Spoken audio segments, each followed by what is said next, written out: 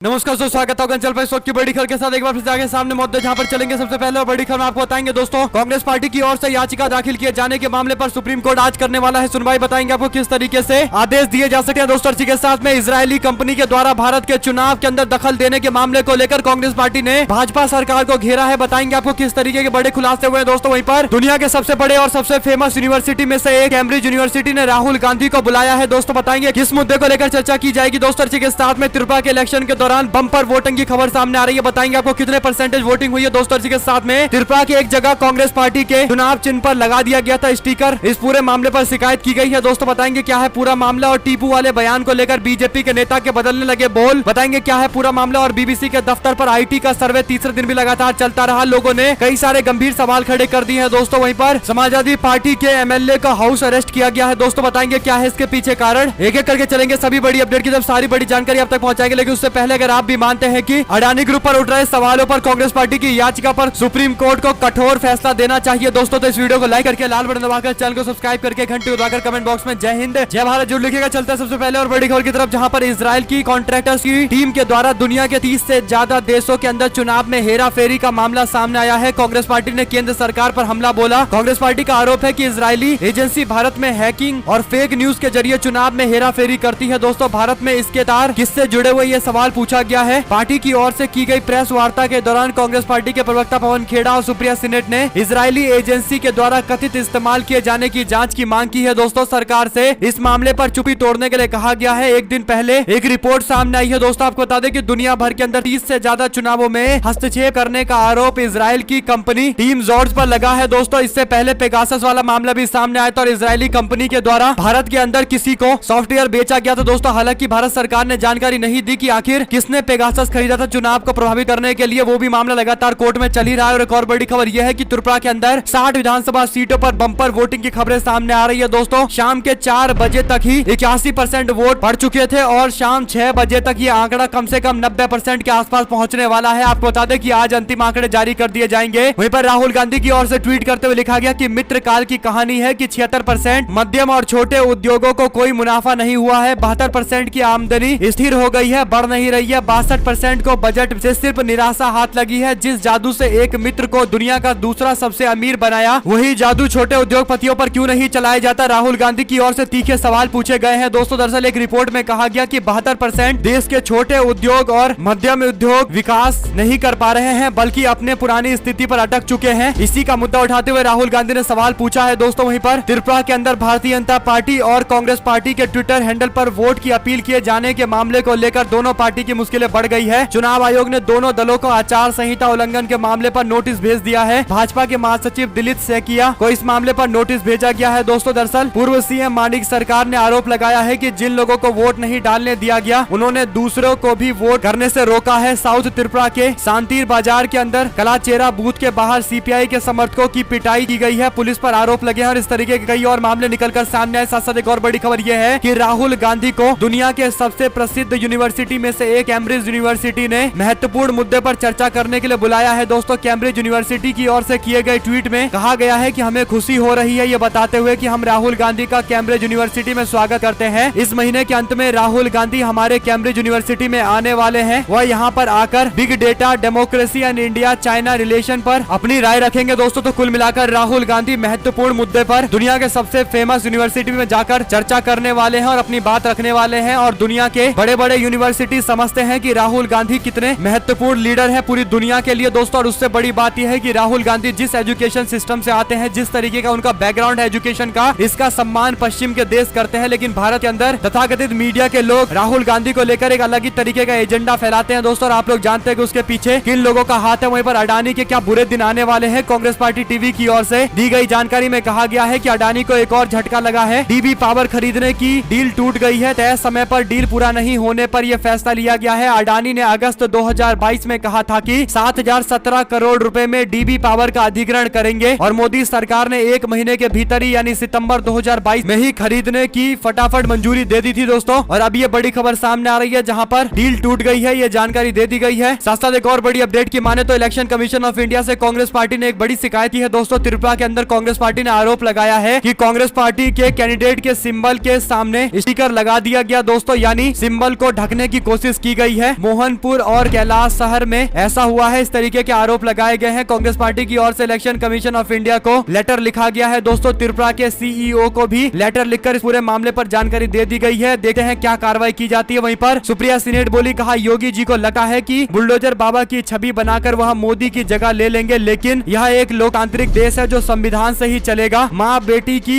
जली हुई लाशें चीख कर कह रही हैं कि उत्तर प्रदेश में बुलडोजर कहां से न्याय का स्रोत बन गया। कुल मिलाकर दोस्तों योगी सरकार को लेकर गंभीर सवाल एक बार फिर से खड़े किए जा रहे हैं। वहीं पर टीपू सुल्तान वाले बयान को लेकर बीजेपी के मंत्री अब पलटने लगे हैं। दोस्तों अपने बयान से इतर कुछ और बयान देना शुरू कर गए हैं। आपको बता दें कि पूर्व सीएम सिद्धरमैया को लेकर भारतीय जनता पार्टी के उच्च शिक्षा मंत्री अश्वत्थ नारायण ने अफसोसजनक बयान दिया था। उन्होंने बयान देते हुए रैली में कहा था कि आपको टीपू चाहिए या सावरकर चाहिए, इस टीपू सुल्तान को हमें कहां भेज देना चाहिए। नांजे गौड़ा ने क्या किया आपको याद है ना, हमें सिद्धरमैया को ऐसे ही खत्म कर देना चाहिए। दरअसल राइट विंग का दावा है कि टीपू सुल्तान की मौत अंग्रेजों से नहीं हुई, बल्कि वोका लीगा के प्रमुख नांजे गौड़ा और उड़ी गौड़ा ने उनकी हत्या कर दी थी। जिसके बाद बीजेपी के नेता बयान देते हुए दोस्तों सिद्धरमैया को भी उसी से जोड़कर कहीं ना कहीं लोगों को भड़काने की कोशिश कर रहे हैं, हत्या करने की कोशिश जनता से करवाने का प्रयास कर रहे हैं। और इसी पर सिद्धरमैया की ओर से सुरक्षा भी मांगा गया है। उन्होंने कहा कि खुले तौर पर मेरे खिलाफ लोगों को भड़काया जा रहा है। हालांकि बीजेपी के नेता अपने बयान से पलटते हुए कहने लगे कि उन्होंने ऐसा कोई बयान नहीं दिया, और अगर ऐसा दिया है तो वो इस बात को लेकर खेद व्यक्त करते हैं। यानी दोस्तों रैली में बयान देकर लोगों को उकसाने वाला बीजेपी का नेता अचानक से पलटने वाली बातें कर रहा है। सांसद बीबीसी के ऑफिस में आईटी के सर्वे का तीसरा दिन बीते दिन चलता रहा। दिल्ली दफ्तर में 10 एम्प्लॉयज ऐसे हैं जो 2 रातों से घर नहीं गए हैं दोस्तों, बाकी वर्क फ्रॉम होम कर रहे हैं। कुल मिलाकर सवाल ये खड़ा होता है कि यहाँ पर कौन सा सर्वे हो रहा है जिसमें 3-3 दिन लग रहे हैं। दोस्तों 3 दिन में तो पूरे देश के लोकसभा कॉन्स्टिट्यूएंसी का भी सर्वे हो जाता है, लेकिन ये कौन से अलग तरीके का सर्वे चल रहा है जो कंपनी का एक सर्वे पूरा नहीं हो पा रहा, और 10 एम्प्लॉयज ऐसे हैं जो घर भी नहीं जा पा रहे हैं। कहीं ना कहीं काफी गंभीर मामला है। वहीं पर सपा के विधायकों के घर पुलिस और पीएसी तैनात कर दी गई। सपा एमएलए बोले, कहा ये सरकार लोकतंत्र की हत्यारी है, नहीं चाहती है उनके खिलाफ कोई आवाज उठाए। दरअसल दोस्तों आर्यनगर विधानसभा से समाजवादी पार्टी के विधायक अमिताभ वाजपेयी के घर पर बुधवार को पीएसी तैनात कर दी गई। कमिश्नरेट पुलिस विधायक को उनके घर पर नजरबंद कर कानपुर देहात जाने से रोक दिया गया। कुल मिलाकर दोस्तों कानपुर देहात की घटना को लेकर समाजवादी पार्टी के लोगों को वहां जाने से रोका जा रहा है और इसके लिए पीएसी तैनात कर दी जा रही है। तो आप लोग समझ सकते हैं कि बौखलाहट का क्या स्तर हो चुका है कि विपक्ष के नेताओं को मृतकों के परिजनों के आंसू पोंछने की इजाजत भी नहीं दी जा रही है। सांसद रांची के अंदर सुप्रिया भट्टाचार्य बोले, कहा झारखंड की जनता चाहती है बीजेपी से मिले मुक्ति। भाजपा के शीर्ष के झारखंड दौरे को लेकर जेएमएम के केंद्रीय महासचिव सुप्रिया भट्टाचार्य ने सवाल उठाया है। दोस्तों उन्होंने कहा कि 2019 के विधानसभा चुनाव में राज्य की जनता ने बीजेपी को सत्ता से बाहर का रास्ता दिखाया था, इसीलिए भाजपा के लोग बौखलाए हुए हैं और लगातार राज्य का दौरा कर रहे हैं, लेकिन जनता बीजेपी को बाहर का रास्ता दिखाना चाहती है आगे आने वाले दिनों के अंदर भी। वहीं पर दोस्तों आम आदमी पार्टी के हाथ से दिल्ली के हज कमेटी का नियंत्रण निकल गया है। कौसर जहां दिल्ली हज कमेटी के अध्यक्ष बन गई है। बीते महीने मुख्यमंत्री अरविंद केजरीवाल ने इस बात को लेकर आपत्ति दर्ज कराई थी कि दिल्ली के उपराज्यपाल वीके सक्सेना ने बिना निर्वाचित सरकार के सलाह मशवरा किए दिल्ली की हज कमेटी के सदस्य नियुक्त कर दिए। दिल्ली हज कमेटी के अध्यक्ष के लिए चुनाव हुआ जिसमें 3-2 के बहुमत से बीजेपी के कार्यकर्ता कौसर जहां दिल्ली हज कमेटी के अध्यक्ष चुन ली गई है। कौसर जहां को भाजपा का समर्थन था। चुनाव में 3 ही वोट पड़े दोस्तों, जिसमें 2 सदस्य थे गौतम गंभीर और मोहम्मद साद। खुद कैसर जहां ने इसके लिए वोट किया। 2 सदस्य आम आदमी पार्टी के अब्दुल रहमान और हाजी यूनुस ने वॉकआउट किया, जबकि कांग्रेस पार्टी के पार्षद सदस्य नाजिया दानिश उपलब्ध नहीं रहे। आम आदमी पार्टी के नेता सौरभ भारद्वाज ने कहा कि कई जगह खबर देखी कि आम आदमी पार्टी को झटका है, बीजेपी कार्यकर्ता हज कमेटी के चुनाव में जीत गया है। हमने तो कभी हज कमेटी के चुनाव के बारे में सुना ही नहीं था। ये सिर्फ 6 सदस्यों के बीच का चुनाव होता है। चुनी हुई सदस्य को भेजा जाता है, इसमें आपस में सहमति से अध्यक्ष चुना जाता है, लेकिन उपराज्यपाल ने बेईमानी करके खुद का सदस्य बना लिया और उसके बाद कांग्रेस पार्टी का प्रतिनिधित्व यहाँ पर नहीं रहा, जिसके कारण आसानी से जीत मिल गई है दोस्तों। तो कुल मिलाकर आम आदमी पार्टी कांग्रेस पार्टी को भी इस पूरे मामले पर घेर रही है दोस्तों। वहीं पर अडानी मामले को लेकर बोले जयराम रमेश, कहा अडानी समूह सरकार के संबंधों के दिन के उजाले में जांच होनी चाहिए, समिति नहीं बल्कि जेपीसी की मांग करती है कांग्रेस पार्टी। दरअसल दोस्तों जेपीसी बनाने में सरकार को क्या दिक्कत है, ये बार बार सवाल पूछा जा रहा है, क्योंकि जेपीसी की मांग विपक्ष के लोग कर रहे हैं, जबकि भारतीय जनता पार्टी की सरकार समिति बनाने के लिए रेडी हो गई है दोस्तों। कोर्ट में जाकर ये बात कहकर आई है सरकार। तो कांग्रेस ने सवाल पूछा है कि जेपीसी बनाने में क्या ही दिक्कत आ रही है। अगर आप कमेटी बनाना चाहते हैं तो जेपीसी बना दीजिए, हम लोगों की मांग भी पूरी हो जाएगी। वहीं पर मनरेगा को खत्म करने के लिए मोदी सरकार का तरीका डिजिटल उपस्थिति अनिवार्य करो। बजट में 30,000 करोड़ की कटौती की गई। आधार आधार बेस्ड पेमेंट के लिए मजबूर करो, जबकि सरकार के ही आंकड़े बताते हैं कि ऐसा होने पर 57% श्रमिक वेतन नहीं ले पाएंगे। मित्र काल में श्रमिकों के अधिकार मायने नहीं रखते। कुल मिलाकर दोस्तों मोदी सरकार के द्वारा उठाए जा रहे कदमों की भी लगातार आलोचना की जा रही है। अगर आप लोग को एक भी खबर अच्छी लगी हो तो इस वीडियो को लाइक करके लाल बटन दबाकर चैनल को सब्सक्राइब करके घंटे उठाकर कमेंट बॉक्स में जय हिंद जय भारत जुड़ लिखेगा। जुड़े दोस्तों का बहुत बहुत धन्यवाद। देख रहे थे आपका अपना चैनल जय हिंद जय भारत, वंदे मातरम। बहुत बहुत धन्यवाद।